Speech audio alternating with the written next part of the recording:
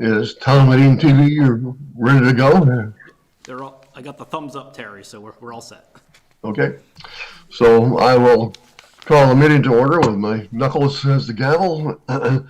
The first item of business, of course, are the minutes. We have the minutes of February 7th, 2023 to approve tonight. Is there a motion? Move we accept subject to modification. Is there a second? I'll second. Page 1.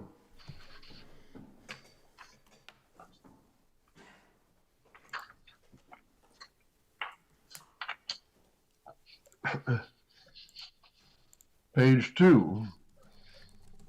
Well, I noticed on here, this was the, under number 5, the motion by Greta and second by Ted. There's something in the last line of the motion that does something with June. Looks like some kind of a computer corrections to it, but I think the actual is June 30th.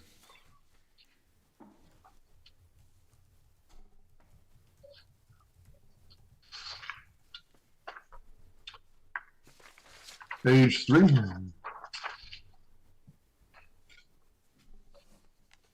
At the top, the top paragraph, 3/4 of the way down, there was public comment in support of the policy, and there would have been, and there was some opposition also.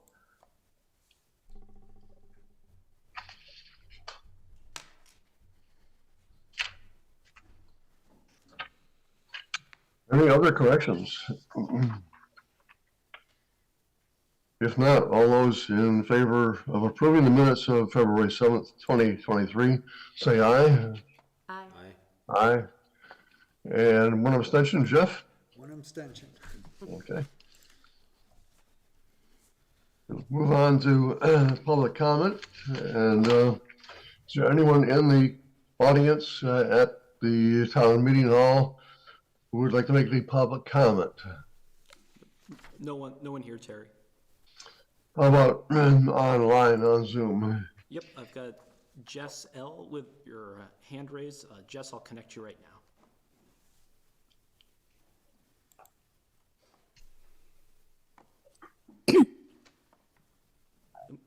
Hi, Jess. Hello. Thanks for letting me join. I haven't ever joined a town meeting before, but I had seen the agenda and I saw that one of the things that you're considering is a request for a new vaping license for a business, and I had public comment on that. Is that appropriate at this time, or is that something that you usually do after you've already kind of opened the floor and talked about things? Well, usually we get information regarding what the person is planning on doing before we would take more comments. Okay, well then that's the only thing I wanted to comment on. So I can wait until another meeting then, if that makes more sense. It's very possible that we will go ahead and approve this tonight unless you have make your public comments against it. Okay, well then I do want to say a few things. First of all, I'm a parent. I'm a Williston parent. I've lived in Williston for over 20 years. I have teenagers myself. And I'm also a former teacher who works in public health. And I can tell you, as you probably already know, that we have a vaping epidemic among our youth, and that purveyors of the flavored vapes, such as the Artisan Vaping Company sells, like flavors like, what was it? I think it was Strawberry Killer was one of the ones I saw on their website, appeal to youth. Over 80% of the kids that use vape products use flavored vape products. A lot of them have a feeling that it's mostly water vapor, that it's pretty safe. And when a community sets up a vape shop within the community, it becomes part of the community norm. It feels like it makes it feel even safer. Kids are more likely to take up a substance. And with substance use like that comes changes in the brain that affect their learning, that affects their propensity for other substance use down the road. And I see that this business is looking to be located right by the movie theater and the green. I just feel like it's a dangerous precedent, and at a time when towns we're really trying to look at focusing on getting better from the pandemic, and mental health issues and substance use issues are so prevalent in our communities. I would really ask that we could really consider this, maybe look at having, I don't know, the health department do a health impact assessment or give a presentation on the potential effects, because I feel like this is really bad for our community, and that's what I wanted to share. Thank you very much. Okay, thank you. So moving on to the temporary event permit application for Truckin Tuesdays. Eric, you have information regarding this as well as we do in our packet. Yep. So this is the fourth year. This falls under the board's temporary event ordinance to consider this event because it's a series. It's held at Adams Farm Market on Tuesdays, hence the name. It runs through most of the summer. The fourth year, they will be offering this. It's been a well-run event for each year. Consulted with public safety on this. They had a couple minor comments. Overall, staff has no concerns with this event. Should the board wish to approve a temporary event permit for this season. The organizer, Kim, she had something, some family in town who couldn't make the meeting tonight, but she's certainly available to take questions if the board had any follow-ups and wanted to delay any action on this evening. Good, thanks. Questions for Eric regarding the application? I assume there's no major changes to the format or anything. That doesn't look like from the application that there has been. No, but my understanding is essentially the same setup as last year with the mini golf, and I know Chief Foley had comments to traffic cones to separate the food trucks from the mini golf. I know just from experience, we've had no real public safety issues up there. They've run a pretty well-organized event up there. I don't have concerns. That was only my only question. What's changed? And it sounds like not much. Nothing I'm aware of from last year. If there are no more questions, then there is a motion suggested. I'll move to approve a temporary event permit for Truckin Tuesdays at Adams Farm Market for the 2023 season. Second. Any discussion on the motion? Hearing none. All those in favor of the motion, say aye. Aye. Aye. Any opposed? And we'll move on then to the issue that Jess brought up, and that's the tobacco license request. And that request comes from the Artisan Vapor Company. And Eric, I believe we have the company's representative as well. I think I'm on Zoom. Yep, actually, he's here in the room, Terry. Oh, okay. So I can give a brief introduction and turn it Please. over to Faison from Artisan Paper. Town Clerk Sarah Mason informed me recently some clarification from the state of Vermont regarding a 2016 change that all local tobacco licenses require approval from the local liquor control board, which is the select board in each municipality. The town has a new tobacco license request from Artisan Vapor. It's in the process of moving into Maple Tree Place. The business has received its zoning permit authorized by the town zoning administrator. Staff has no concerns with the application as presented. I've included it with the agenda as submitted through the State of Vermont portal. And I can invite Faison from Artisan Vapor to come up and answer any questions from the board this evening. It would be helpful if he could tell us exactly what the proposal is before the board and what he will be doing at that facility. So that's going to be our second location. It's not we moving from Burlington. The Burlington store has been there since 2016. We're just opening a second location, and that's going to be, as far as the question for that public, that's kids and stuff. We are 21 plus. You have to be 21 to enter the store. And we have a store in College Town, and we have very good experience, and we get like fake IDs and everything. I have in my car too, like fake IDs. We check IDs. Everyone who looks under 40, we check ID. If they don't have ID, we do not sell anything. And very pretty strict about that. Like we get, like I personally have right now, like fake IDs, a bag full of it, maybe like 200, 300 IDs. And we pretty strict about that. As far as the flavoring thing, that's like kind of if there is no access to the teenagers or under 21, so I don't think so there was anything on that. And we have like kind of a Vermont has a 92% wholesale tax on vaping products, and we've been like one of the best seller in the state of Vermont for right now. Thank you. So when a person comes into your facility, they would not have the product, but they would buy it at your facility? Yes, they buy the product, and the first thing we check on them, it's like ID them, everyone who looks under 40. And there is no cannabis product we sell there. There is nothing like that. All of our products are vape and CBD, that's it. Thank you. Other questions from the board? The only question I think I have is, could you further explain what products you intend to sell? It's alternate to tobacco products. It's going to be alternate to cigarettes. That's all we have, just to help people quit smoking. Okay. And Artisan Vapor is one of, I would say, the country's leading company, the vaping industry. We have 75 stores across the globe. It's more than 75 right now, but that's going to be second location for me in Vermont.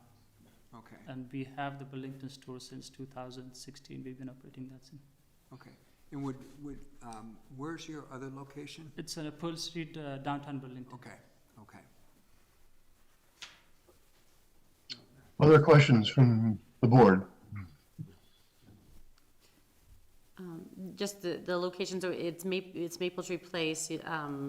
I'm trying to like place it. I know that Jess said it was near the movie theater. Just visually, I can't. It's across from movie theater, like where the corner. It used to be H&R Block. Okay. So Okay. right, that's.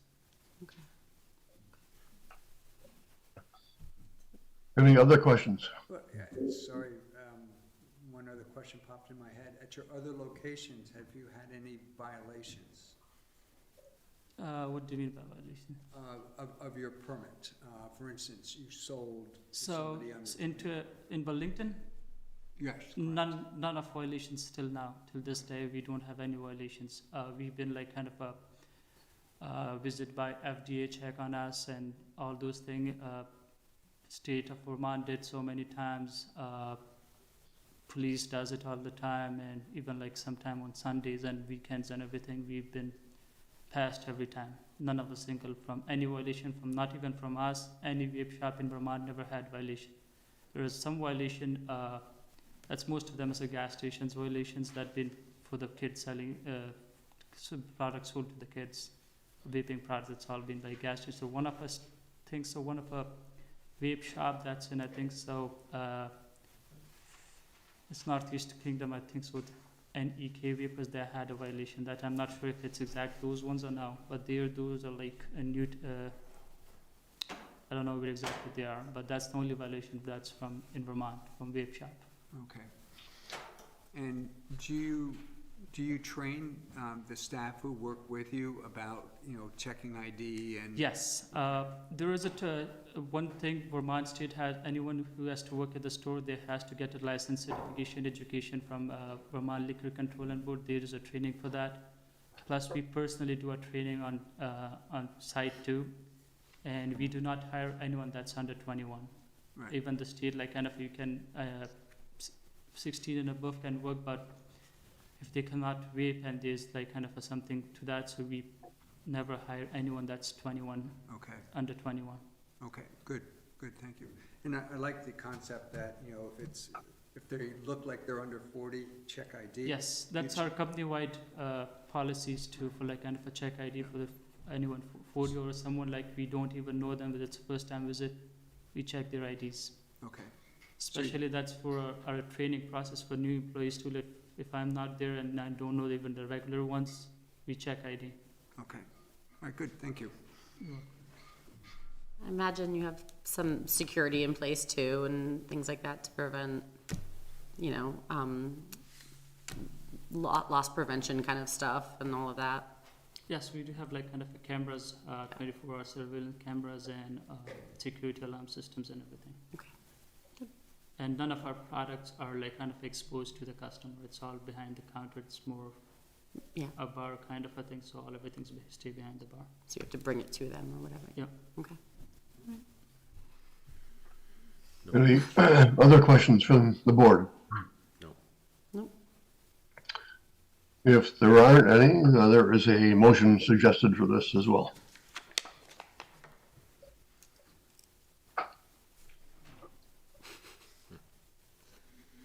Well, it's my last meeting, so I guess I might as well do at Here least. you go. We'll give you the honors, Jeff. I'll move to approve a tobacco license for Artesian Vapor for a 1-year period through February 21st, 2024. I will Is second. there a second? I'll second it. Is there discussion on the motion? As I understand the regulations, there's really nothing we can do but approve it if it meets the criteria.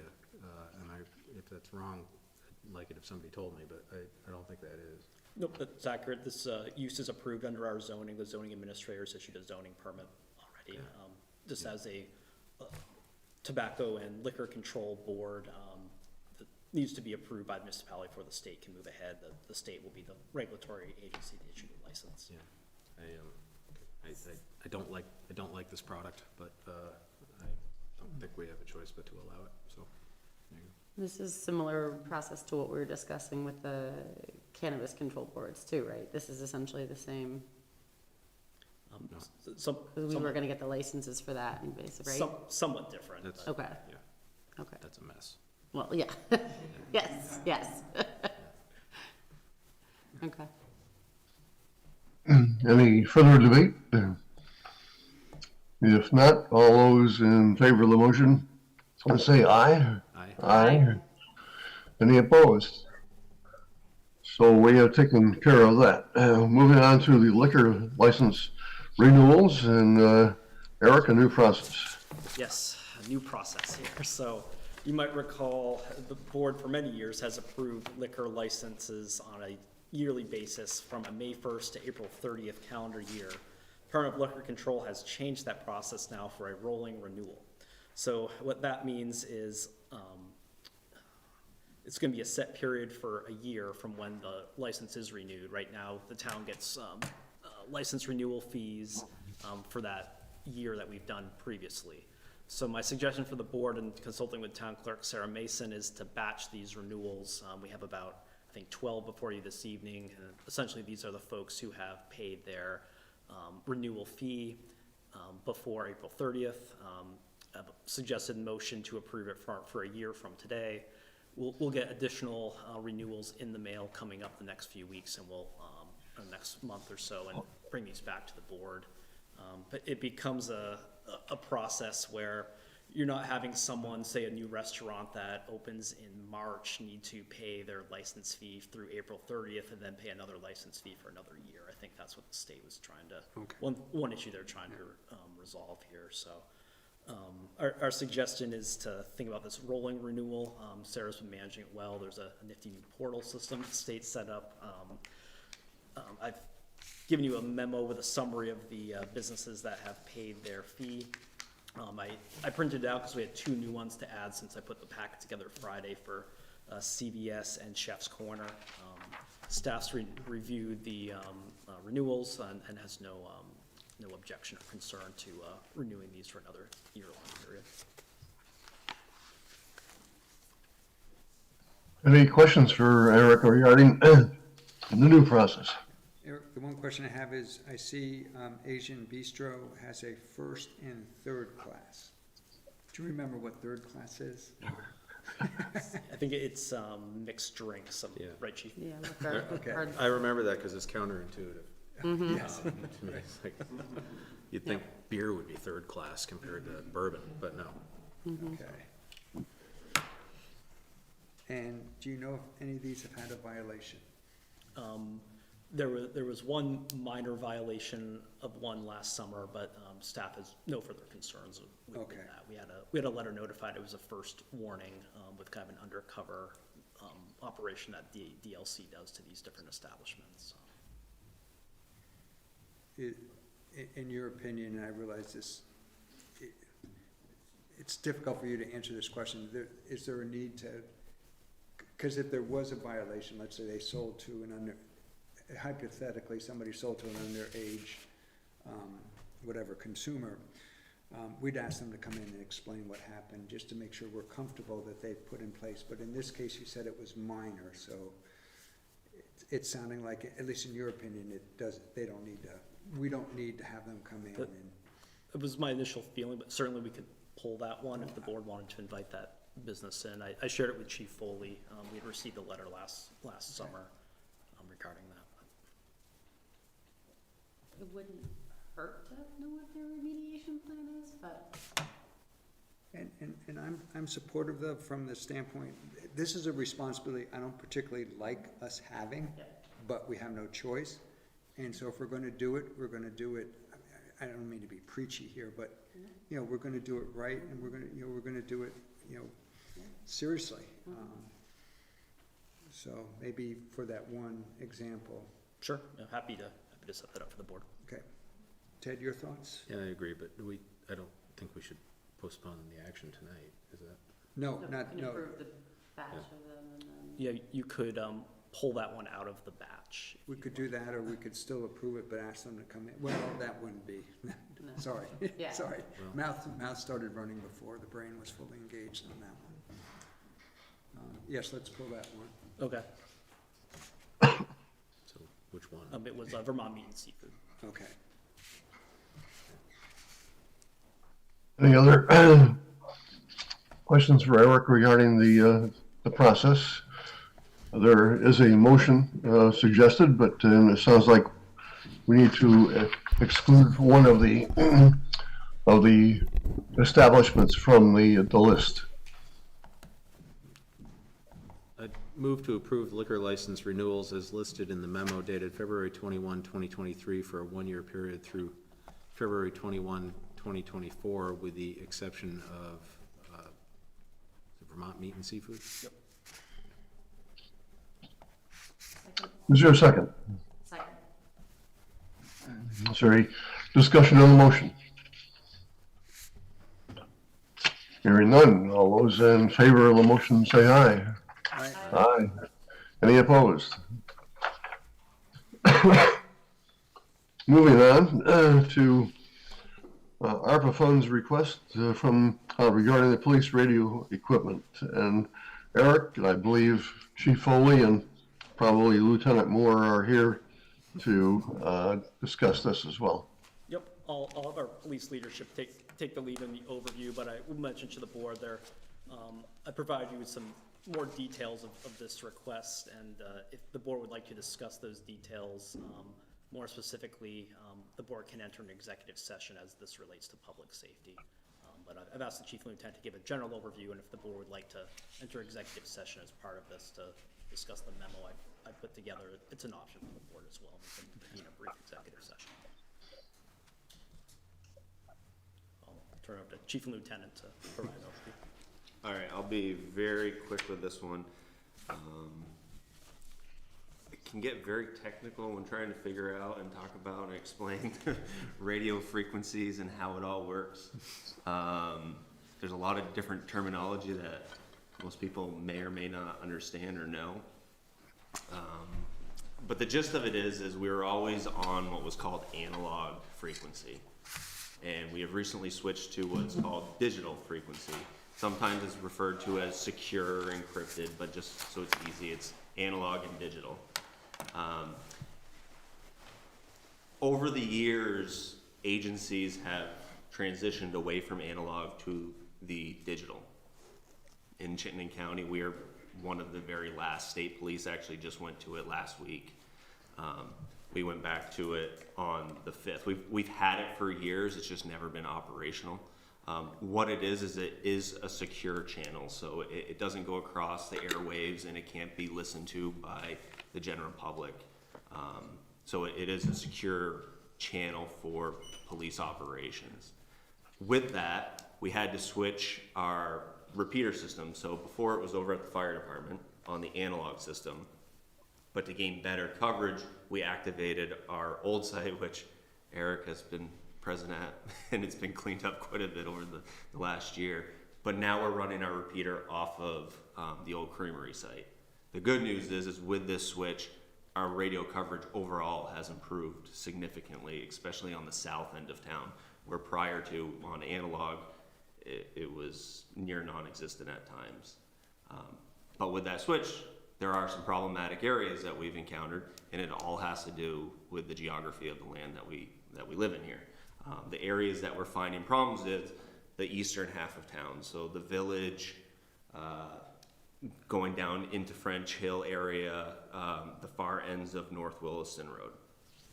So we all have discussed in the past doing a major communication upgrade for the town of Williston, similar to how all the other Chittenden County areas have already done. There's a large price tag with that. But with this minor upgrade that I come to you tonight with, we should bridge the gap for like a 3 to 5 year time frame. This is not a final solution. This is just kind of a big Band-Aid for the time being, so that way Eric and the police department, the fire department, and all the entities can kind of come together and figure out best path forward. But in the memo that I provided to Eric, I think you guys have as well, I spelled it out with 3 separate options. I'm not going to go to each one.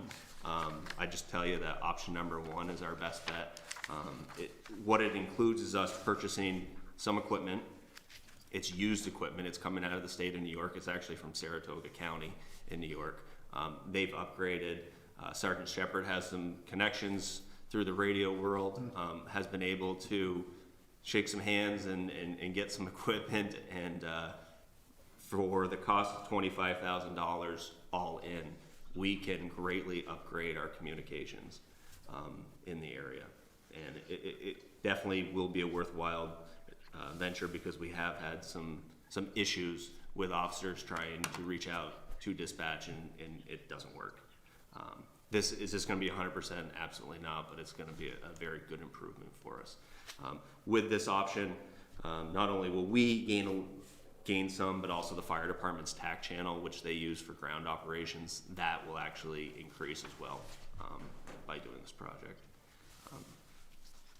I'll take questions on it. I don't want to get like too specific.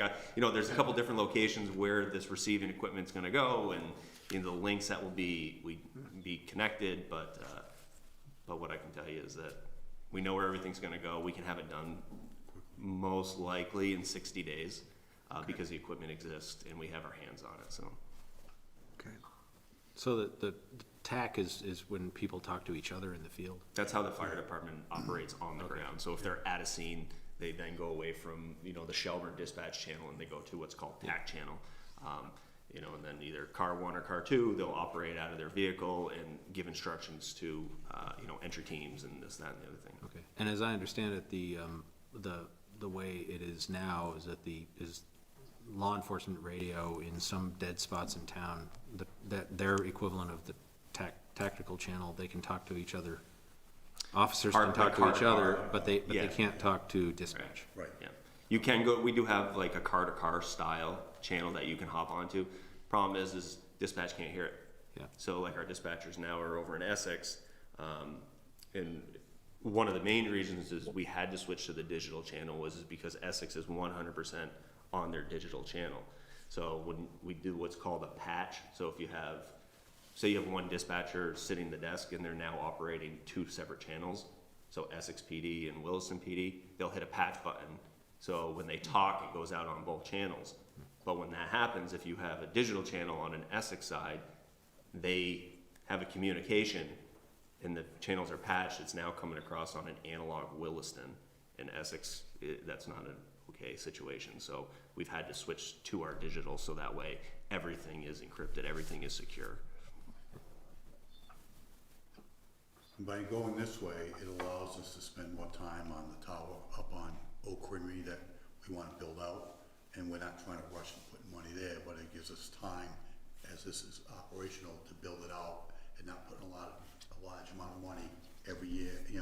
We can downsize that amount of money and build it out, and we're not being rushed to get that. Yeah, and in the memo, I tried to simplify it with an example. I usually don't do that, but like a car radio is 100 kilowatts. A dispatch terminal is 100 kilowatts. A portable radio, which is what we carry on our person, is 5. So the ability for that 5 to reach the distances that's where we're having the trouble. A radio wave is not going to go through a mountain. You know, it's not going to bend and dip and stuff like that. You got to try to find your cleanest path of vision there. But by strategically placing the equipment, we'll be able to then reach different locations throughout the town, and one of them will be over at Essex, so we'll be able to stick one over there. So. I really don't have any questions. You know, I trust, for lack of better words, it all sounds good. But well, I do have one question is you mentioned you're gonna be purchasing used equipment. Mm-hmm. That's good, in terms of cost savings. Do you happen to know how much it would cost if it was new equipment you were purchasing? So I couldn't give you a breakdown off of each numbers. I can tell you that, like the city of Burlington, for instance, they have a tower, like what we are looking to do in the future. They are doing a complete communication upgrade of just the equipment, and I think they're running near $5 million for their equipment, townwide or citywide. So for us to do this project for this stuff alone, say we're saying 25,000, you're probably looking at 150, 200,000. So significant. Yeah, and these have a lifespan. So like a microwave will have a lifespan of 20 to 25 years. So these have a good 10 to 15 years left on them. Okay. But you know, they could last even longer than that. Yeah. Okay. And the equipment's available, so we don't have to water it and that shit. Right. Yeah. So it's there available. It's not that far away. Saratoga is a little over 2 hours from here, and Radio North, who we deal with, you know, supports it. Okay. Good. And this is, like I said, this is like a 30 to 60 day Yeah. venture to Right. have the problem fixed, and probably to get the equipment brand new, you're looking at 18 months just to get pieces of it coming in. So Sorry, I have one more question. I know that there's some benefits in terms of the area that now will have good coverage, but there are these small areas, it sounds like, that there's gonna be some liability. By liability, I don't know if the right word is lose coverage, but the coverage won't be great. yeah, so what we currently have, you're never going to lose. Okay, By adding this equipment, you're going to gain. you're only gaining, okay, Correct. all right. So you're not shaking one hand Yeah. and losing the other. You're going to keep everything we currently have. You're just Yeah. going to gain Yeah. some, and there's always going to be areas of no service. I mean, Okay. it's just the way that the Right. landscape is. Yeah. So. Okay, all right, good, And thank when you. we were on the analog, we had a lot of issues in the south part of town, so this is, you know, the improvement is great. This is gonna be a bigger improvement for us. So, it's, you know, worth the investment. Okay, good. Ultimately, the tower project's gonna improve things leaps and bounds for police and fire. We're still working on it. We're kind of delving into what the permitting looks like for that, and I think that's gonna be a process that's gonna take a little bit of time, but you know, seeing this gap for police dispatch coverage, it's a solution. They've been creative to find a cost-effective solution, but we're gonna need additional work with, you know, for example, fire dispatch coverage is not solved by this, and they have, you know, we've talked about the southern part of town's been an issue for both public safety branches here for. Yeah, I'm very much in favor of the concept that I don't know if we're buying time, if that's the right way to put it, but if that tower is, let's say, 5 years away, we have 5 years worth of being able to build up the capital budget so that we aren't looking for, you know, a sizable chunk of change in Right. 1 year. And that honestly is the smart way of doing it. So Yeah. this really just gives that time right there. Yeah. It's what I need to do whenever I need a new bike. Sinking fund. What's that? Sinking fund. Yeah. Any further questions for the chief and lieutenant? I just, given the parts of town that are without coverage with the portable radios, I think we should move on this very quickly. So then the question becomes is how should we move on? We should just make a motion and spend the money. Well, There is a motion suggested. I'm in favor of using the ARPA dollars, but that comes with a caveat that I'm still concerned that every time we have something that's critical, and this is critical, and we turn to ARPA, at some point, that ARPA that we have remaining is not gonna be nearly as effective for some of the things we're hoping to do with ARPA. So we just need to keep that in mind. Yeah. I don't mean to be preachy again, but. I agree. I mean, I think this is, as you said, a critical expense, and, you know, we luckily have the funding to make this happen right now. But yeah, I think we need to move on long-term ARPA spending planning sooner rather than later, for that reason. Right. And a piece of our ARPA planning may be keeping a chunk of it for these types of projects. And I should have, I've been starting to draft a survey idea, looking at what other towns have done, so I hope to have that together here. You know, I've been hoping around town meeting, but the outreach we're doing for the community center's been taking a little more bandwidth there to bring that together, so I didn't want to give people too much at once either, so, yeah, I should have this moving forward the next couple months here.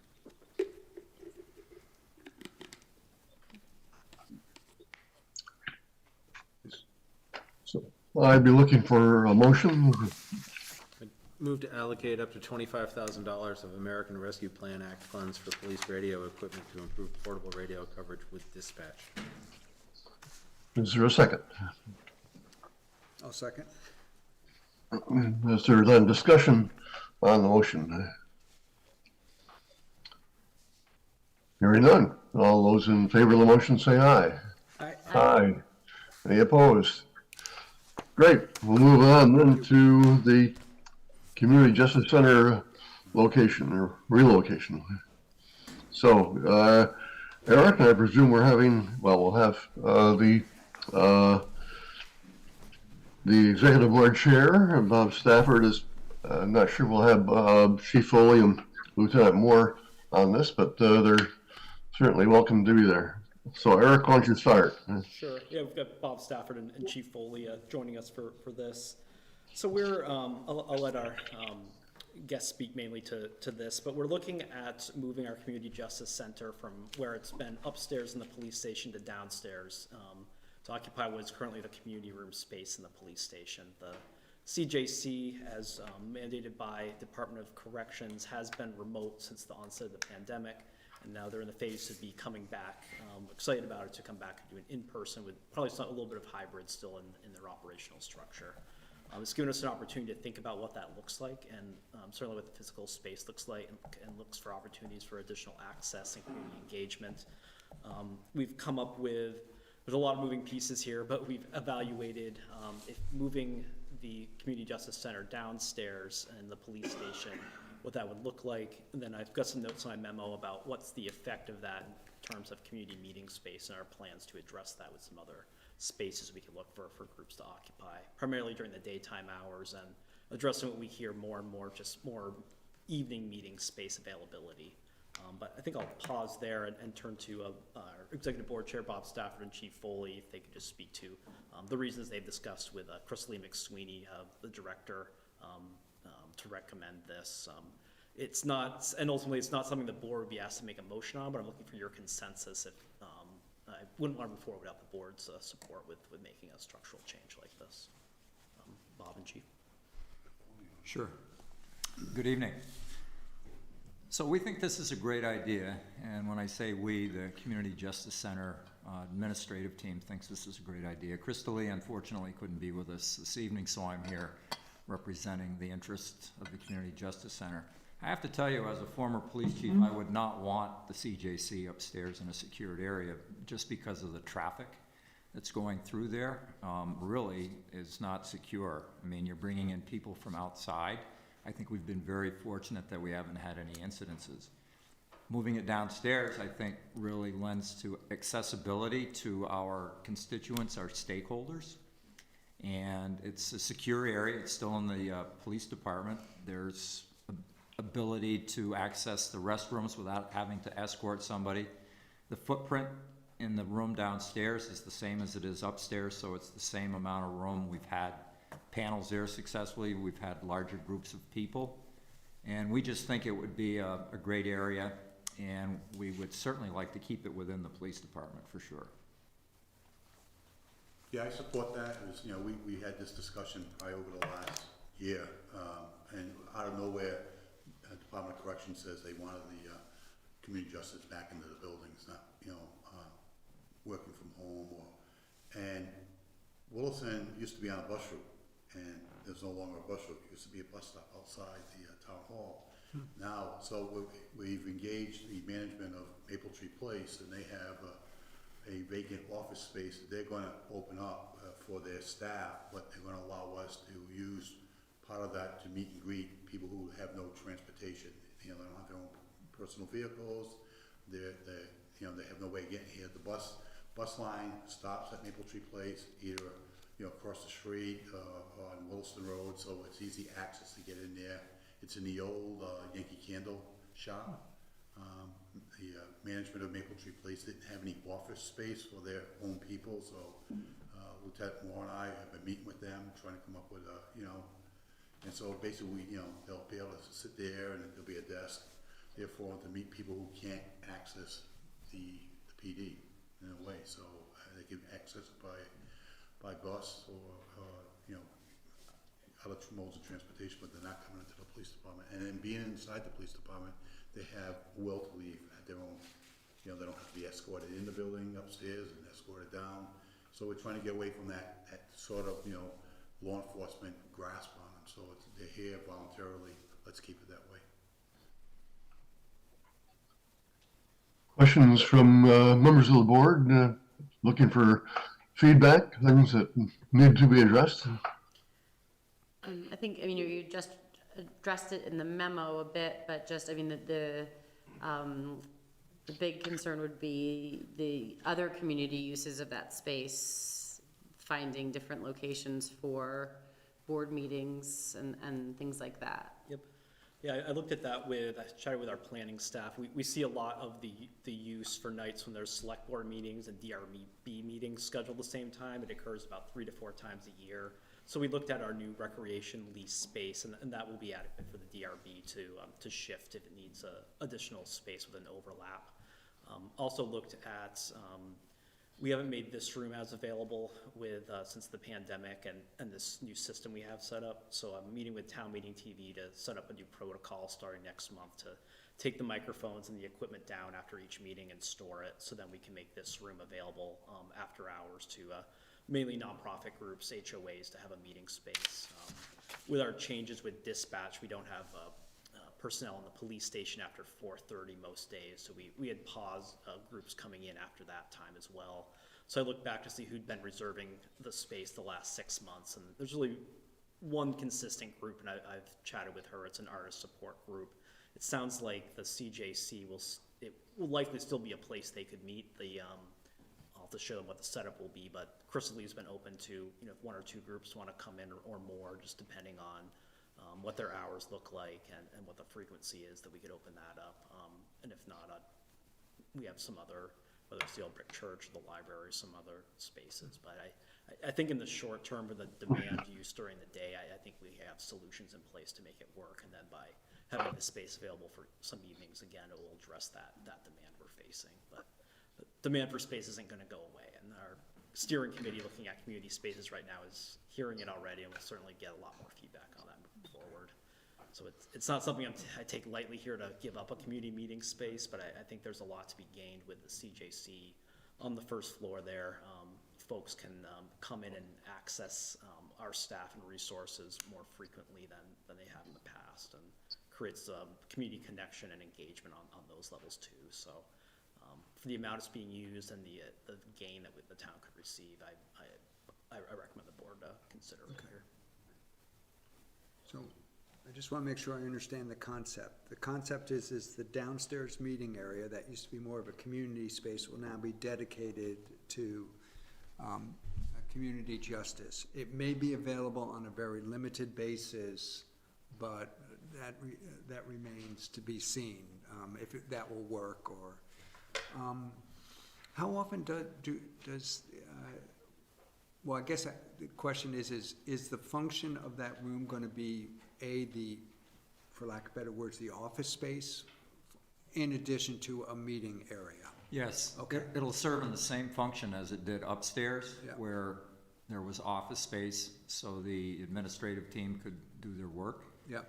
And then there's an area where there's furniture and whatnot that's adaptable to hold meetings. Right. And to hold panels. When Crystal Lee gets back, we have a lot of panels, and we're gonna be transitioning back into person-on-person panels instead of doing it virtually. Okay, all right. Sorry, I didn't really understand how the upstairs space was, how it worked. Okay, all right, I think that's what I need. Having personally used the upstairs space for years while I was on the CJC boards, just, I know that the physical act of having to go and let somebody in every single time, or having to be buzzed up prior to that, you know, and making sure it was a, you know, a process and extra steps that and I really appreciate the concept that it was you know, they're saying that this was another physical barrier, and that really feels much more punitive model than the CJC is aiming to be. And so this is taking away that barrier, and I really appreciate that. Our plan at the board, as consensus to proceed, would be repurposing the upstairs space to the police, a training space for police that we can dedicate heavily set up for training for the officers.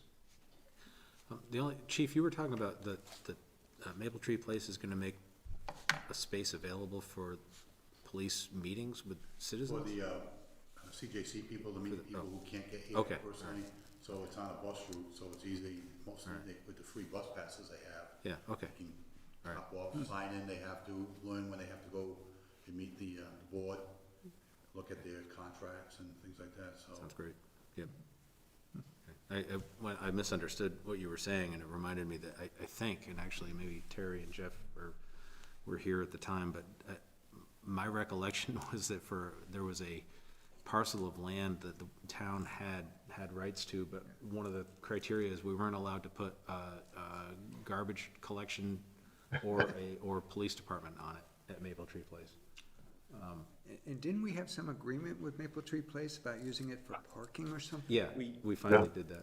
The town still holds that land in Maple Tree Place. Yeah. I believe there was an agreement, but it may have never been signed off on because the ownership changed right before it was gonna be signed off on.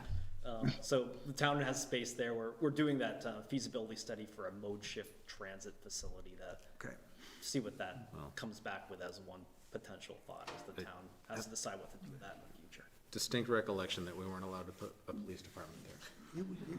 you would think, Well, most places, most big developments like that has a storefront, a police department storefront. I was gonna say, I would think it'd be desirable Yeah, from so their standpoint. this is like a segue Yeah. into that with, okay, we've got a little office space here to supplement community justice program down the road, you know. Yeah. Can we add, you know, and just some place. Yeah, it where we sounds like a pull up, great who's idea. up front, people see it. All right. Yep. I think those, that was a vestige of somebody thinking that police department would look a lot like, you know, Hill Street Blues, with people screaming as they go by Lieutenant Belker's desk and Had the best music. whatever. It did. Thanks. Any further questions for our presenters? I think we're looking at this point to say, is there any objection to moving forward to with this relocation of the CJC? Any strong objections to that? Nope. All right. Sounds like we're in good shape with that one, and thank you, Bob and Chief Foley. Yep. And we'll move on. Just one thing, Jeff, this is your last meeting, and It is. I wanna thank you for your support of the police department since I've been here 5+ years, and wish you all the best, and hopefully one day we'll see you back in that seat. So thank you, I appreciate that. Thank you for your support. Moving then on to the fiscal year 22 audit report presentation. I think we have Shirley and someone from Sullivan Powers that will be doing a presentation to us. Yep, I'm connecting Rick Brigham. He's a partner at Sullivan Powers right now over Zoom. And just as we're getting set up, the board has the draft fiscal year 22 audit report included with your materials. We'll walk through it as we have the last couple of years with just a general overview, but I just want to take a moment to recognize Shirley and Mary Grattan, our staff accountant, for the hundreds of hours that it takes to put an audit together. So it's no small feat, and the this audit speaks very highly to the town's finances and its financial management by our team. So I want to publicly thank them for all their work on this. Thanks, and I think Rick may be on, but Yep. I really appreciate working with Sullivan and Powers. They are independent, but they are also a partner for the town. And there's nobody else with CPA experience and government accounting experience, so they are just a big help to me to bounce things off. So I really appreciate it, and they're a great team to work with, very responsive. So, and since you were the audit committee as well, I'll let Rick present the audit report. Perfect. Rick, Thanks, Shirley. we can hear you, Rick, but if you want to share your camera, up to you. You can share it as well. Okay.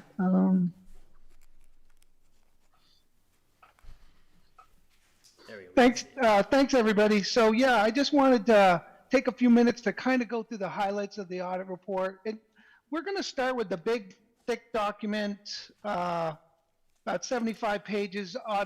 That's the audit report itself. I'm just going to whip through it kind of quickly, just to kind of give you a broad scope of what you're looking at within the audit report. Go over a couple of communications for the board, and then let you ask any questions you might have at the end. So in this document, the pages 1 through 4 are really my charge. That's the audit report itself, the opinion.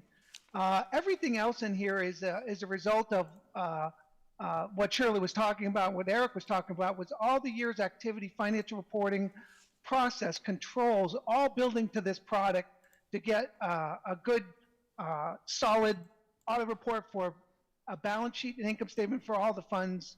And so what we're trying to do in this opinion, we basically have 3 choices. You have what we call a adverse opinion, which means the financial statements aren't fairly stated, or a qualified opinion, meaning they could be fairly stated except for something. But what you have achieved is an unqualified opinion. And I always, when I do these board presentations, I like to point out all the work that goes into getting an unqualified opinion. There are many jobs that I'm on or doing meetings where I don't get to relay those kind of results. So when I see all the work that the town has done to get here, I certainly want to point that out. One of the things I wanted to just point out quickly, if you look at pages 5 through 13, if I was focused on nothing else as a taxpayer or a board member, wanted to kind of find out what was going on within the audit in a really user-friendly kind of way, I would be looking at this management's discussion and analysis. It's a quick summary of what happened during the year in much more user-friendly terms, and really gives the taxpayers or anybody who wants to know all the detail that they need to know within that 12 to 14 pages. There's a lot more activity that's in the rest of the financials if you're looking for a deep dive into what makes up debt, what makes up the cash balances, and those we'll go into a little bit more detail in a bit. But if I was focused on one thing, I would definitely be focused on this management's discussion and analysis. If you go to page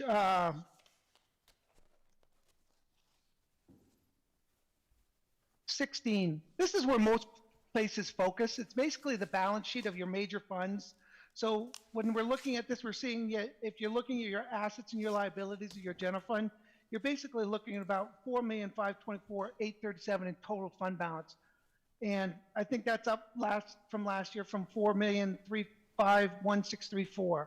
So a good healthy fund balance in the general fund. And obviously the fund balance in the ARPA fund is listed there, as well as the fund balance in the capital fund. All the other funds are in the back of the financials and roll up toward the non-major governmental fund section of this column, on column 4 of page 16. And so all the rest of the funds, if you're looking for any of the detail of the funds, you can look back to those schedules in the back. if you're looking, again, we kind of talked about doing a deep dive. If you wanted to really get into the weeds of a lot of the different assets and liabilities and revenues of the town, if you're looking at pages 24 through 52, we call those the notes to the financial statements. Again, it'll tell you what amount of cash are collateralized. It'll tell you what kind of investments you have, what kinds of receivables you have. So if you're looking for anything in particular, that'd be a good place to go to kind of get a little bit more of the detail.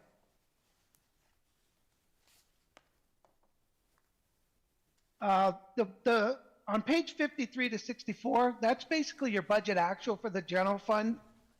You've probably seen it all year long, so I'm not going to focus anything on that. And if you read the management's discussion analysis, you'll see the highlights of where certain revenues were over and certain expenses were over to kind of give you a quick summary of how the year went.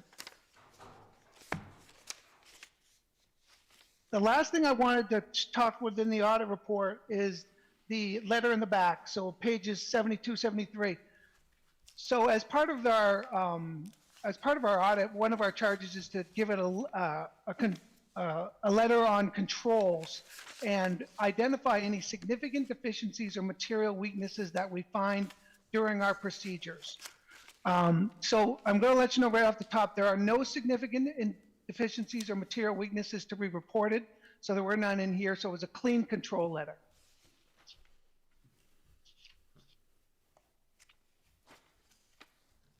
Other required communications that I have to talk to the board about, we encountered no difficulties in dealing with management. We had no disagreements with management, and there were no unposted audit entries for the year. Everything that we talked about with Shirley's all been posted to the financials, and as a result, there was very few audit adjustments. The ones that were there were very small. So again, we thought Shirley and the team did a fantastic job in preparing for the audit and in getting this report put together. We did issue a management letter with just a few little comments of things to relate more to policies, and they're not required to be in writing, but we always do that just as a matter of fact to kind of communicate to everyone, hey, here's some policies you should do, here's some updates you should do, a control manual, getting that in place and written. And so we've talked to Shirley about all those in length. So I think they're all being worked on at this point and making good progress. I think that's all I had. I didn't know if anybody had any particular questions related to the audit. Let's turn that over to the board then for questions regarding the audit and the process. Well, this is Jeff. Thank you for that summary. I actually, if I could make a recommendation, I would love to have what you just gave us, sort of as part of what you present to the select board, because I found that so much more understandable than the rest of it. I mean, for instance, you use the word unqualified opinion. Yep. I hear that and I sit there and say, well, it can't be a very good opinion if it's unqualified. But yet it is a good opinion. That was your point, is that? Yes, absolutely. You didn't have to qualify it in any way. Exactly. Yep. And maybe it's because I'm an engineer, and engineer and finance are like just head in opposite directions. So maybe that's a piece of it. But if I could just quickly summarize what you just said, you would give Shirley and the town staff in putting everything they needed together and how they complied with the rules and all that, you would probably give them an A+. Yes. I was talking with my partner before the meeting, and he just wanted me to reiterate Shirley's preparation of the financials was excellent. A lot of times when we're reviewing clients' prepared financials, there's a lot of changes and shifting and back and forth. But he was mentioning it was probably one of the best he's seen this year. Okay. Thank you. Very helpful. Other questions or comments? Thank you all for working so diligently on our behalf. Good job. Yeah. Well, Shirley, no, you're not going to get off that easy. Sorry. I mean, I can't do this and. You can. The book is closed on FY '22. He mentioned that there were some things that is recommended that you work on, and is there a summary of that? Yep, it is. It's the letter that starts, let's see, how can I describe it? It's 4 pages, but on the second page, it says fraud risk assessment, uniform guidance policies, Ooh, that sounds like federal speak. documentation and control system, conflict of interest policies. Rick was very kind. These have been in this management letter. It's just a matter of getting time to get to them. We have a few of them that disappeared this year, but there's definitely more to come. And some of this does come from the uniform guidance, has to do with grants and that language in our purchasing policies as well. So work to do policy-wise, for sure. Okay. So what I'm hearing about, you said we haven't been able to get to it, which totally understandable.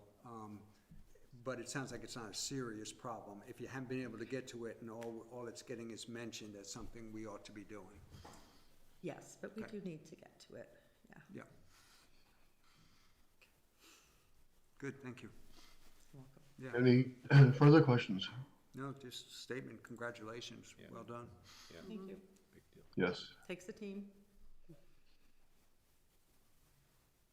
If there are no other questions, there is a motion suggested. Move to accept the fiscal year 2022 audit report from the town auditing firm of Sullivan Powers as presented. Is there a second? I'll second, but also, well, I'll second. And now, any discussion on the motion? Well, yeah, the one discussion point I have is I wonder if the motion should reflect the very positive report we just got. It may, if you wish to have it. I'll look to our 2 more articulate ones here about how to do that. The movement has to do it. Oh, I also move to acknowledge the exemplary work of our town finance department in having such a successful audit. If you don't mind, one small slight change Yes. to that, recognize and acknowledge. Recognize and acknowledge. Yes. Thank you. Good, thank you. Do you second Well, that was And I second that. so we have a motion now amended, I believe. Yep. Yes. So we need to take up the amendment, first of all, and move on to the question if it is amended. So if you're ready for that discussion and that question, then all those in favor of approving the amendment to the motion, say aye. Aye. Aye. Any opposed? All right. We have now amended the motion. Is there any discussion about the motion now as amended? Hearing none, all those in favor of approving the motion as amended, say aye. Aye. Aye. Any opposition? So none, but thank you very much from the gentleman from Sullivan Powers and Shirley. Appreciate all of the hard work that's been done. Thank you. You guys have a good night. Yeah. Thank you. Rick.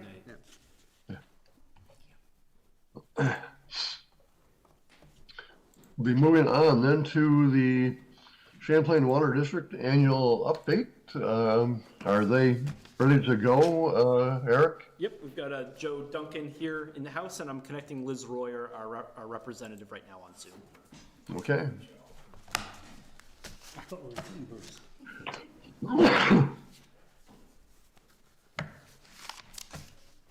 Hey, Liz.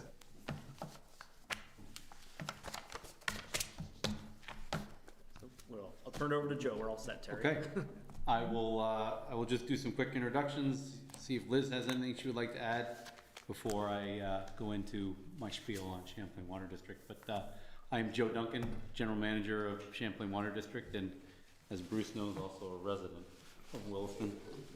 So I do thank you for having us.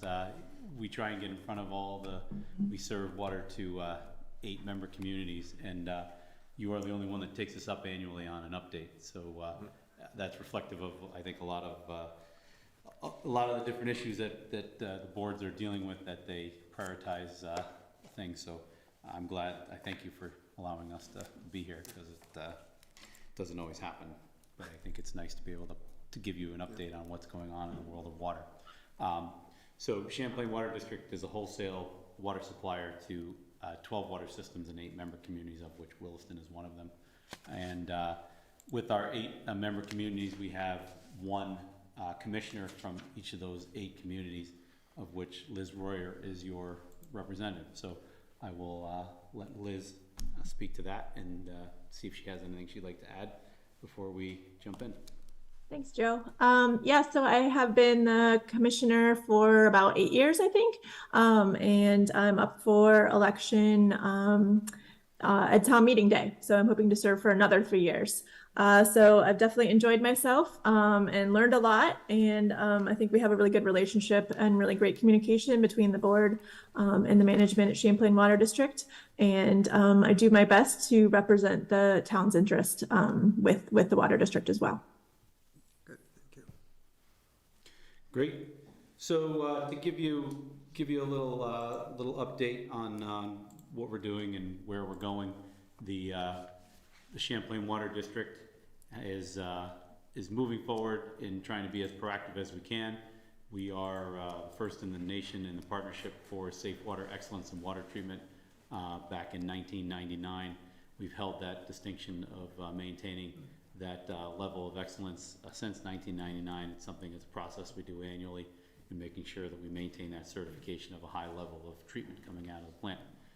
So with that, we try to be very proactive in making sure we're addressing both treatment and infrastructure needs, while also trying to balance what we understand to be the ratepayers who are supporting this. So it is definitely something that I think has been learned over time, of trying to make sure that we put forth what's necessary in maintaining our infrastructure while also in operations, while also not trying to put a financial strain or burden on the users of the system.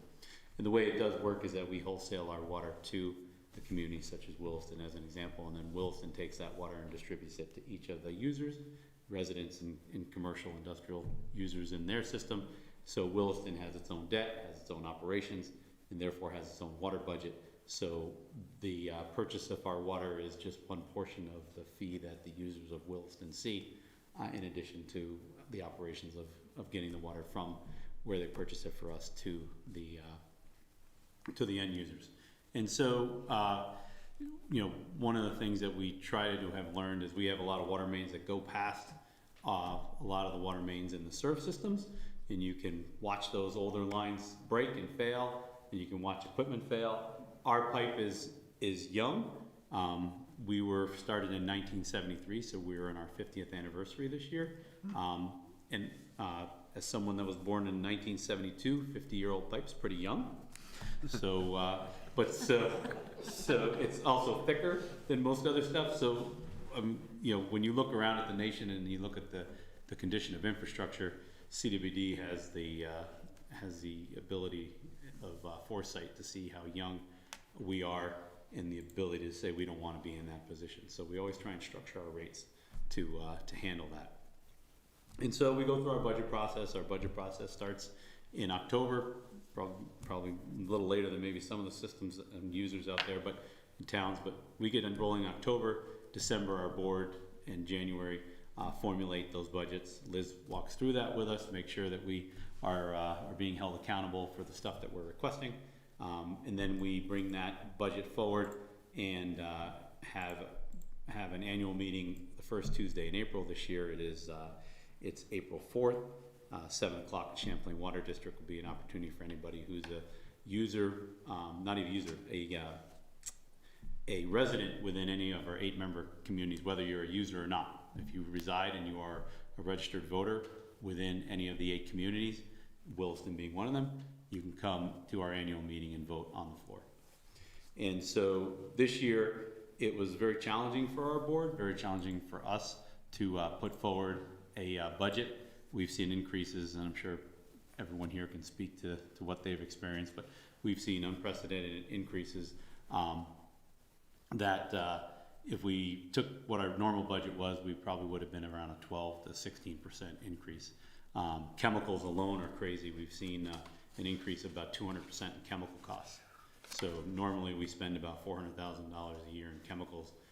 Next year we're looking to spend close to about $850,000 in chemicals alone. And so, you know, what we've tried to do is balance some of those increases with some of the needs to say we don't want to go backwards, because I think one of the traps that we've seen over time and learned from other systems is, you know, when you see price increases, you start to slice and dice and bleed. So we didn't want to bleed, because if we do that, we are not being able to push forward with maintaining the positive momentum we have for making sure things stay. An ounce of prevention today can save a pound of flesh later. So that's our mentality there. So what you're seeing this year is a 9.5% increase. The rate currently is 2.494 per 1,000 gallons. It will be increasing on the proposed budget to 2.731. That's about a 9.5% increase. And what that boils down to is about a $15.60 per year increase for a typical user, about $1.30 a month. We've historically tried to stay below $10 a year. And if you look at our historical average, we average about, even with this, we're now averaging about $9.50 increase per year. So we don't, we hopefully won't foresee another increase like this anytime soon, but our goal is to stay in that 3 to 4% range, and we realize we could not achieve that in this particular year. So that's a little bit about the budget. We do have some projects that we are planning for Williston. There's a pump station, which maybe sometimes you don't like to point these things out because you like to be out of plain sight, but next to Friendly's, or former Friendly's, is a small pump station. We call that our Taft Corners pump station. We're doing an electrical rebuild of that pump station. It's nice because we actually have a second pump station off of Williston, off of Mountain View. We call that the Williston North pump station. So we can run that station while we have that one down. Redundancy is a very popular thing amongst our crowd, and so so that it pays dividends to have stuff like that. We are also going to be replacing some section of water line along Route 2A as part of the V-Trans project that's continuing up from continuing up Route 2A towards Mountain View Industrial Ave intersection from the River Cove area. So we'll be doing some of that line replacement in coordination with V-Trans. And then we have a bunch of stuff planned at the plant that if we are able to access some of the BIL, the infrastructure monies, we hope to use that for some stuff at the plant for SCADA improvements, chemical building improvements, and then some tank improvements at the site. So that's kind of who we are, where we are, and where we're going. I'm happy to get into any specifics about CWD. Any questions on plans that we may have, budget questions, anything.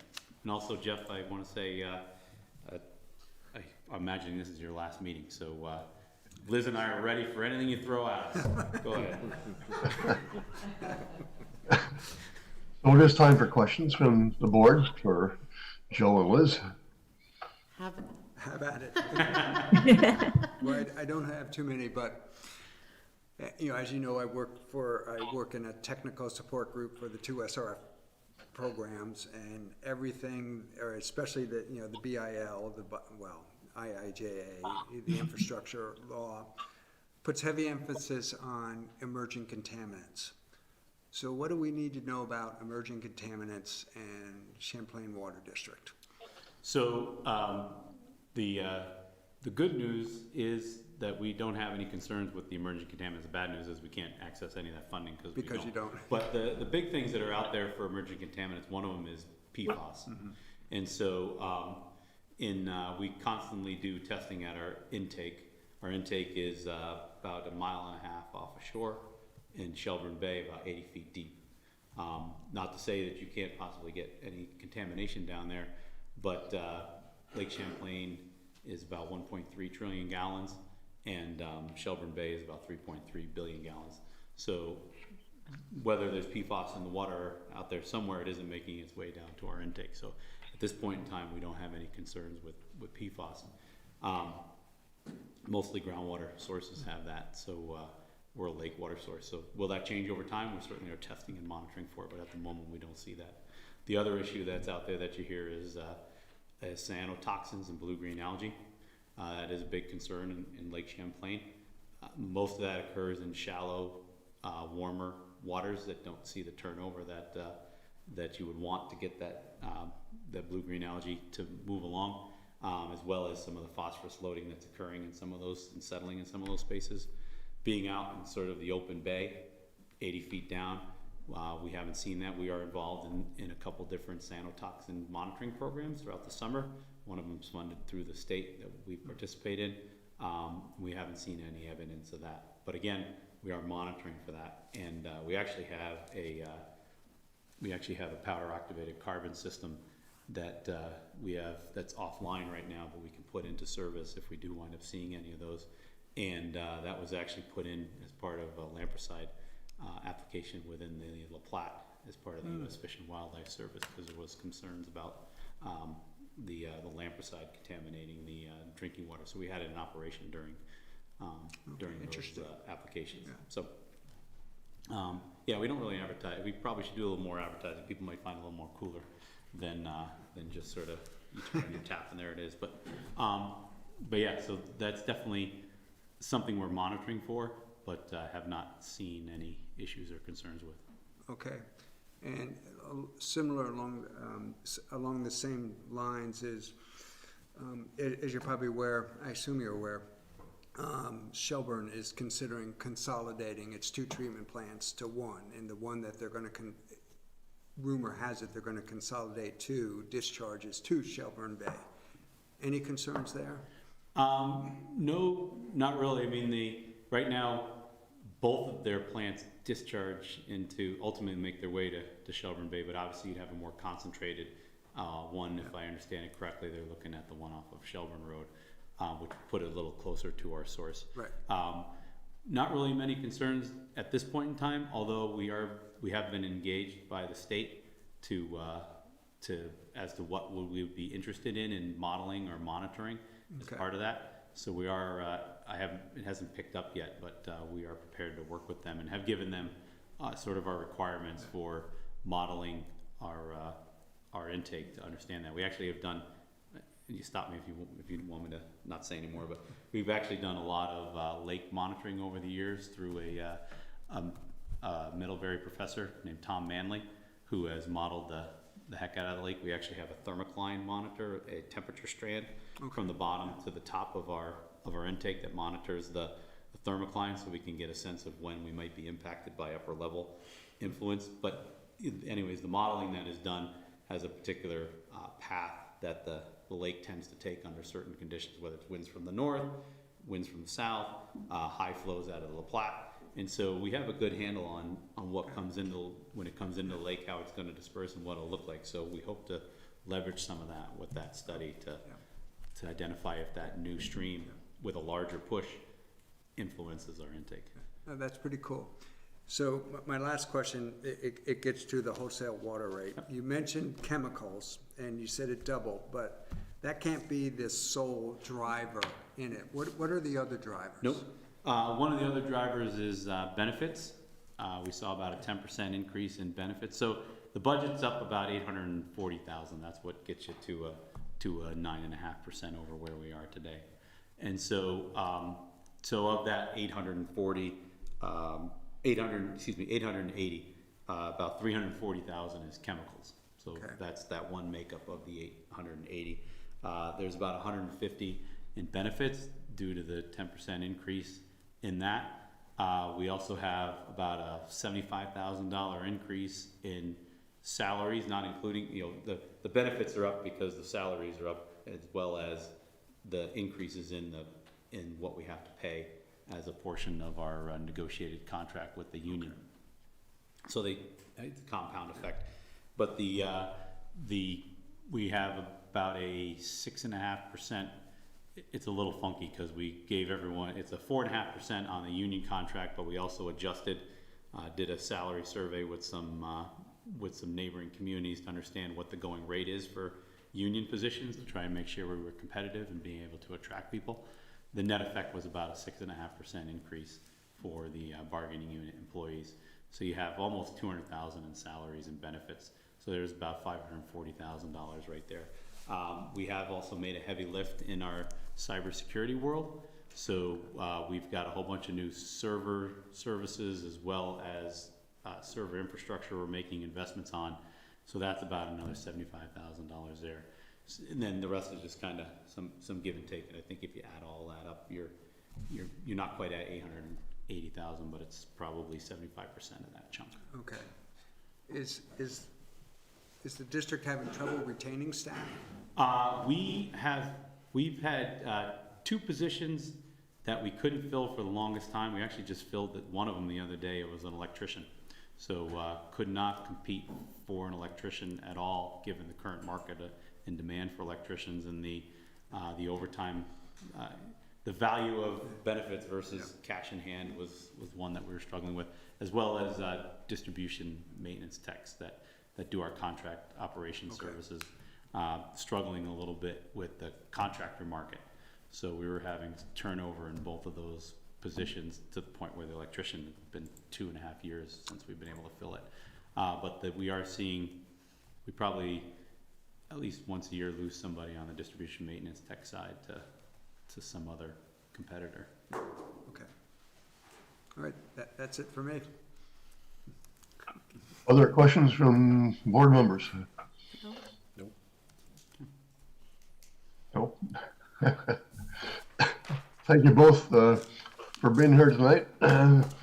Liz, congratulations. I know that you're running unopposed, as I am, and Liz happens to be my next door neighbor. So thank you very much for serving. Thanks, Joe, for all you do for the town as well. Thank you. Thank you for having us. Okay. Jeff. Jeff, we'll miss you. I will miss you, everyone. Thank you very much. Have a great evening. All right. Thanks, you too.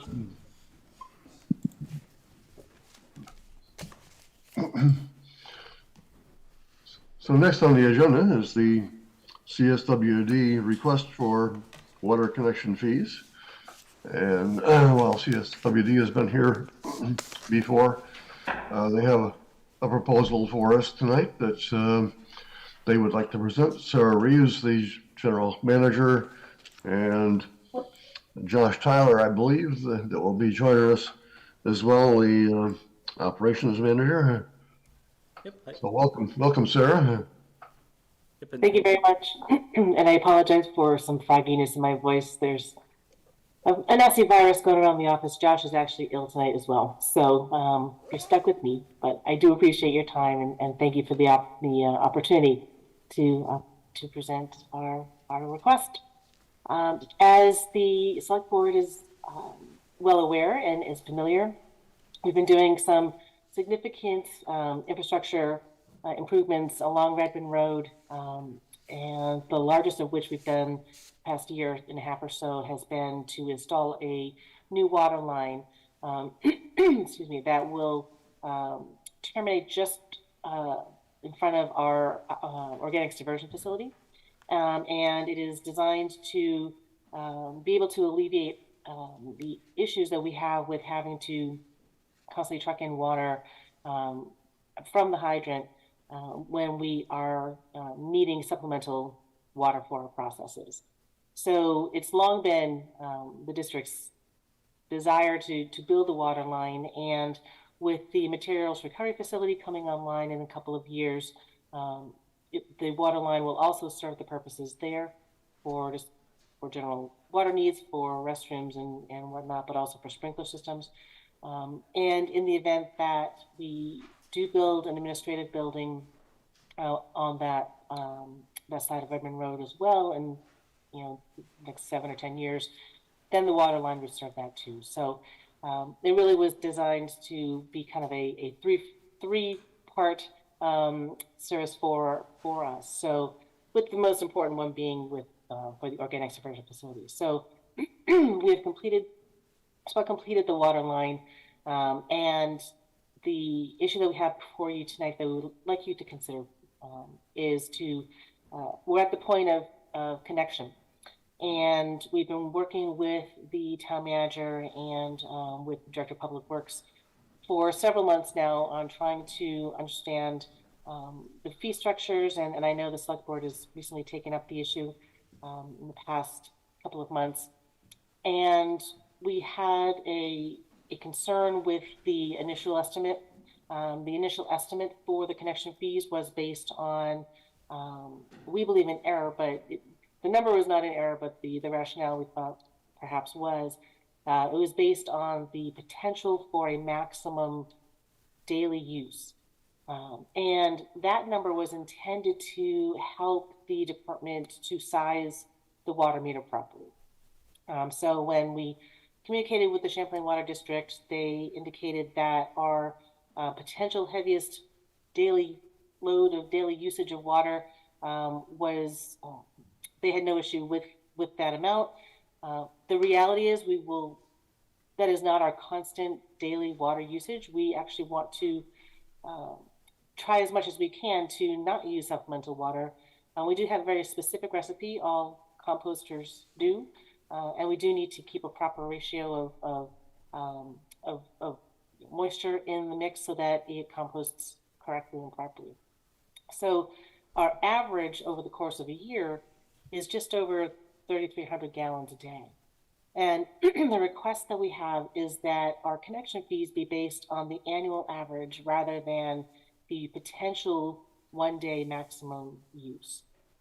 And that is the bulk of the request that we have for you. We're not asking for a waiver of the fees. We recognize in the host town agreement that we are responsible for paying fees like connection fees.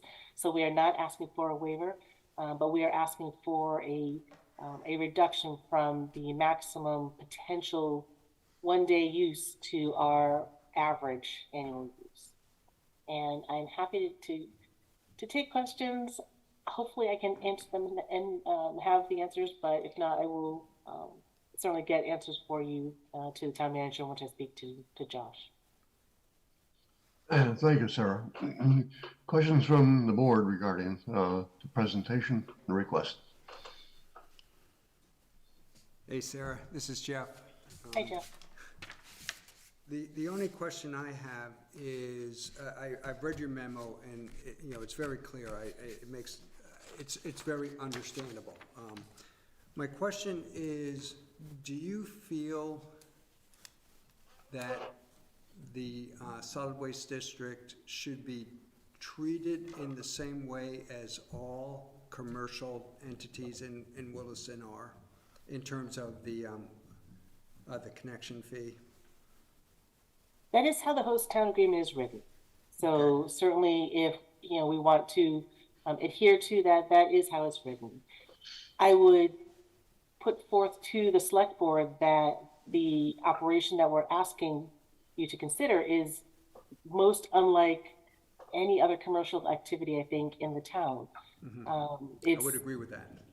Yeah, it's not even really a typical farm or agricultural use, right? Because we really do want to rely as much as possible on the incoming mix of materials, and we strive very much to have that mix be homogeneous.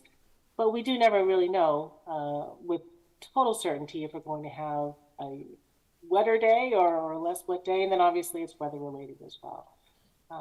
So it isn't even as though we're a farm who is putting in an irrigation line and how much you're going to use, or any other commercial entity, like the example of a car wash comes up a lot, or a hotel. Those business plans are pretty set. You have an expected occupancy rate that you need to make to ensure the viability of your business, and we're just not that precise. Our recipes are precise, but our needs fluctuate on a daily basis. There will be days where we probably wouldn't even use 1,000 gallons, depending on what's coming in. If we have some very wet food scraps and that satisfies the need for the day, we won't use any supplemental water. We could have a stretch of a week of 2 weeks in the summertime where it's extremely hot and extremely dry, and we would need to have supplemental water every day. But would we need to have 14,000 gallons every day? Probably not. So The short answer to your question is yes, that is in our host town agreement that we are to be charged like a commercial entity. And that's why we're asking for a reconsideration of that fee, because I don't think that this particular operation quite fits that definition. Okay, thank you. Can I respectfully push back with a question on that, though? You say you're not like other agricultural entities who will know exactly how much irrigation water they're gonna need. Is that accurate? I mean, the farms know how much rainwater they're gonna get? Do they know if there's gonna be a drought or not? I mean, how is that any different? You roll the dice, you take your chances. Well, that's a good point. I think if you're, and I'm not a farmer, so I shouldn't speak for farmers, so I shouldn't presume to know that, you know, the ins and outs. Certainly, every farmer is going to want to rely as much on rain as possible. But they do know the type of crop that they're going to plant, and they may know if it's a thirstier crop or not a thirstier crop, and they could plan for certain irrigation needs. They will, you know, have some estimations that they can utilize from year to year. And they would also have their annual usage, right? So we track our annual usage as well. And that's where we were able to provide the estimation based on, you know, the past 3 years of average use, to say, well, our average use plus a little bit more, because we want to be able to make sure that we're planning for growth, is just under 3,400 gallons a day on average use. So because we've got data to kind of back up what we use over the years based on what we've had to purchase, then, you know, we thought, well, this is as good data as we could provide to kind of validate the anticipated average annual use. Okay, so if an agricultural concern kept really good records like you guys do, and then an agricultural concern could look back and say, this is the average we have on 3 years, we should cut them the same break that we're cutting you. I would recommend to the farmer to try. It doesn't hurt to ask. Okay, thank you. Other questions for Sarah?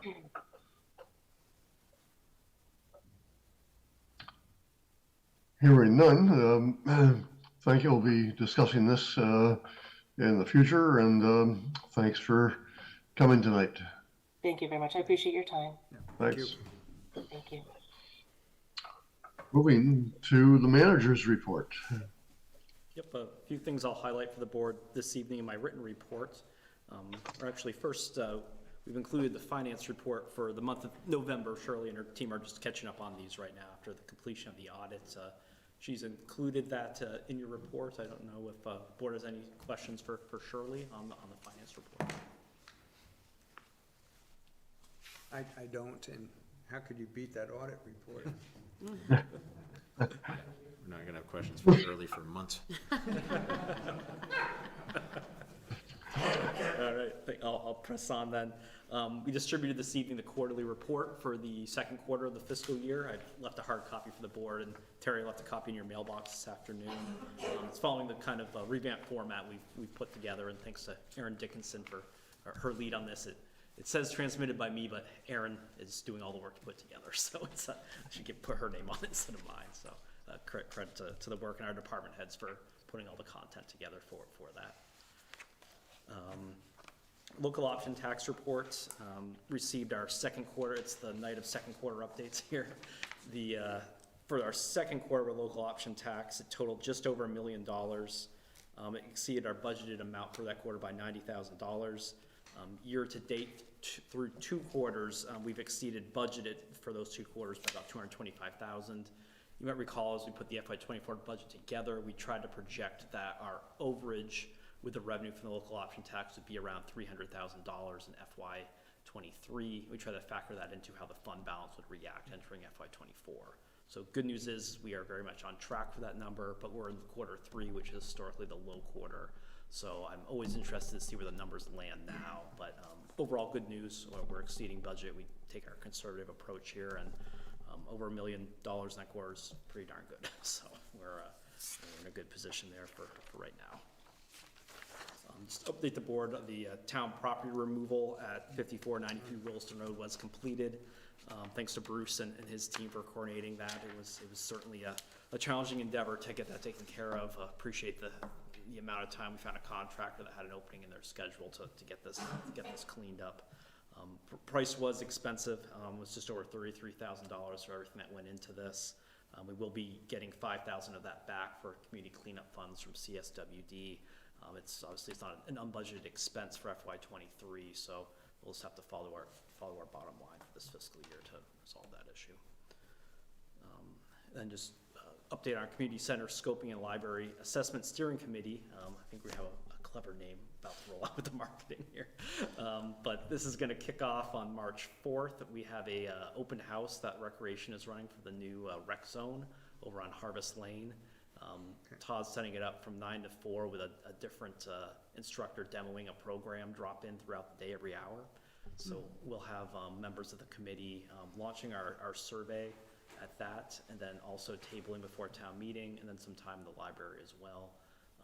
Designing the survey to kind of be a two-step approach. Step one's interviews, general qualitative feedback from community on items for community space, recreation space, library space. Then we'll build off of those responses for the written survey that will likely be distributed in early May or so is what we're looking at. Anything else you wanted to add, Greta, for the community? No, I think it's going to be a big push. I think with the consultants, we've determined we're hopeful in getting upwards of between 500 and maybe 1,000 folks to provide input. So lofty goals in terms of that, but really feel that it's important to get as many voices as possible, and that's from everybody from kids to adults and seniors, weighing in. So be watching for that little website launching and a push here the next couple weeks to get the word out. That's all I have for my manager's report this evening. Terry? Good, thank you. Moving on to the last thing that we'll take up before we go into executive session, and that, pardon me, is other business. Eric, you drafted a letter that I saw earlier today regarding a Senate bill, S60, regarding local option taxes, and perhaps you'd like to discuss that. We can be nice if we could take action on that to allow the chair to sign it. Yep. So this is a bill introduced by Senators Chittenden and Rom Hinsdale, who are in our district and also serve on the Senate Finance Committee. Just over a week ago, I've been monitoring this and chatting with other managers about it. The proposal in S60 would allow any town to offer local option tax upon vote of its electorate. This doesn't affect Williston, but this is, you might be interested in, still in state law. The mechanism to be able to take a local option tax vote is tied to your equalized grand list pre-Act 60 in the late 90s. So certainly, I think it's below $1.10 of equalization. So that would remove that requirement and allow any municipality in Vermont to vote to offer a local option tax. Since we are right there with Williston, that part of the bill doesn't affect us. But the part of the bill of particular attention is proposing that the state tax department has data surrounding the local option tax receipts. We've been looking at this in the town for years to see if that could be shared with us to help us with our future forecasting for local option tax receipts. Understanding, and it's not shared generally because of proprietary business information. The proposal is to allow the tax department to share that in confidence with the manager and or select board of municipalities that have a local option tax, to treat it in confidence, but to help model our projection for revenue without sharing that publicly. So I chatted with Senator Chittenden about this last spring as something potentially that the town would be interested in. He's introduced it with Senator Rom Hinsdale. The other communities in Chittenden County that have a local option tax I've chatted with, and the managers are all certainly supportive of this and are bringing the same request to their select board. I consulted with Senator Chittenden, and he suggested the town sending a letter to the Senate Finance Committee would be helpful in this endeavor. They are taking a testimony on this on Thursday from VLCT. If the board is interested in authorizing the chair to sign the letter I've drafted or any amendment to it, I could submit this tomorrow, and I'd be happy to testify with the proceedings as they are taken up in the committee the next week or two as well. No, the letter reads fine to me. I had, for some reason, thought that Act 60, the old Act 60 requirement in order to be able to have a local options tax, I thought that was deleted years ago. No, okay. Still in there. Well, you learn something new every select board meeting. Other comments regarding the letter? Looks good. Yep. So it looks like we're good to go, and if you. Terry, you were so Sure. articulate in your letter. I get better the more I serve, right? So we're good there. I think the only thing left to say under old business is a huge thank you to Jeff Ayers for his service on the select board for 25 years and for other things that he's done in the town, other commissions and boards that just, I really wanted to be there tonight, but you don't want me there tonight because of my voice and other stuff that are going on with a virus infection. So at any rate, my personal thanks to you for all of your service, and rest of the board join in with your congratulations. Well, thank you. It's truly been something I've enjoyed. It's been an honor. I wouldn't change a thing. Well, maybe not quite that way, but I'm going to miss it. That's the honest truth. But it is the right time. There comes a point. I'm sorry? There comes a point in time. Yes. I'm detecting that I don't have quite the drive and oomph that I used to have. And when you start to recognize that, it's time. And so, yeah. Well, I'm very appreciative of all your service for our town as well, and have learned so much from you, and we'll definitely miss your all the questions. I don't know that any of us will ever be able to fill your shoes, but your vast knowledge on so many different areas, and because of your tenure, you have a knowledge base for some of the historical aspects of these issues that will be greatly missed. Yeah. Well, thank you. It's, one of the things I think I can honestly say is every select board, there's a new select board every year. Every select board I've been on has been, a good select board. And from so many of you, particularly those, in attendance tonight, I've learned so much from you. And that, that question is part of, I think, what makes being on the select board for me so enjoyable, is that I'm continuously learning. There are things I just, didn't realize, don't understand, and it's that part of it that was a big piece of what kept me, election after election, kept me going. Yeah, again, I'm going to miss it. The only thing I would add is two things. One, I want to express my appreciation to you personally at another time, because I have a lot that I would say. And I look forward to that. And the other is that, I've, over the years in my profession, I've come to realize that there is a huge difference between intelligence and wisdom. And I would say that you have, it's an objective thing to say you have both. Thank you.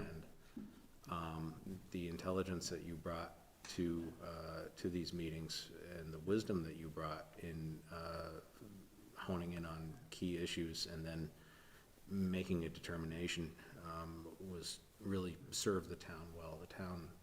The town is a much better place because of you. Thank you. Thank you, Jeff. Thank you. And I would be totally remiss if I didn't. One of the things that I think is so great about our town is our town staff. We truly have a great organization. I use this example of, back a while ago in my position with the state of Vermont, I used to have to go to select board meetings. And invariably, and some of these were small select boards, three-person select boards.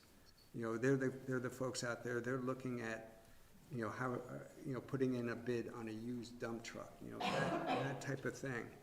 And I always felt it was important to let them know that I was on the select board, because I wouldn't want them to find out, you know, in any other way. And they, you know, invariably would be like, where? Well, Williston, and they'd roll their eyes and go, oh my God, you know, you just have so many issues, problems in Williston. And my response back is, no, your job is much harder than mine, because the staff is able to prepare us so well and do the task or get us the information we need, that it truly makes our job, you know, I don't want to say easier, but from the standpoint of we have everything we need. And yes, some of the decisions are hard. But, you know, it's just, you know, I don't know what else I can say other than we are truly blessed with the staff that we have. On behalf of the staff, thank you very much, and Well, thank you for your dedicated service to. Well, thank you. And I had hoped to be able to speak to staff at some point. Maybe if there's a chance to do that, I would like to, just because, you know, that is my honest, true feeling, and I would like them to know that. Sure. Yeah, we're hoping to have a staff picnic sometimes. Okay, Invite that would be select great. board, current and former. So. There's a little event coming up tomorrow on Thursday. I can give you all kinds of stats to talk to for hours on end. Sounds scary. Yeah, what's the event? Snowstorm. What's that? Snowstorm? Okay. Oh, okay.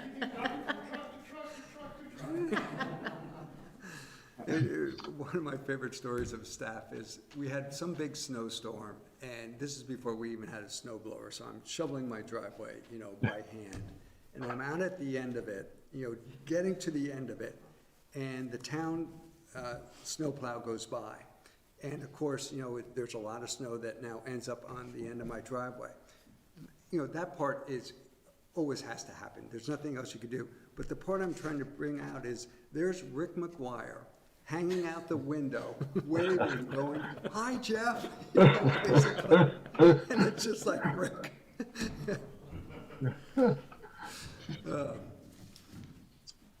Anyway. Well, thanks everybody for sharing, Thank your, you. I thanks really appreciate your to comments, Jeff. And I'm gonna miss you all. We will also. Under other business, is there any other business that we need to take up tonight before we move on to executive session? Hearing none, we can move on with a motion then to go into executive session. Want to do the honors, Jeff, as your last? No, let's continue with the way we normally do things. I'll move to find that premature public knowledge regarding contractual agreements would clearly place the town at a substantial disadvantage, and further move that we enter executive session to discuss 3 separate contractual agreements under the provisions of Title I, Sections 313A1A, and Title I, Sections 313A1B of the Vermont statutes, and invite Town Attorney David Root, Public Works Director Bruce Hoare, and Town Manager Eric Wells to join. Is there a second? Second. Is there any discussion on the motion? Hearing none, all those in favor of the motion say aye. Aye. Any opposed? All right, I will join you in a few minutes downstairs. See you then, Terry.